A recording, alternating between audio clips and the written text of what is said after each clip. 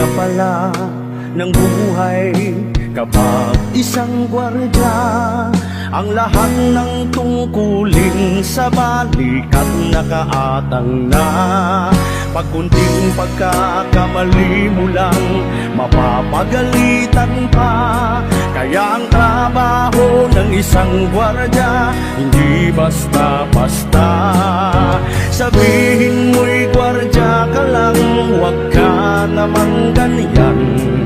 Di mo ba alam, sa buhay nila may panganib na nakaabang.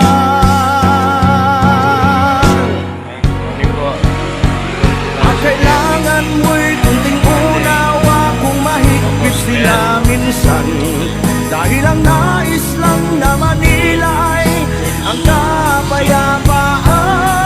Huwag kang magagalit pag sinisita, sana iyong maintindihan. Ang tungkulin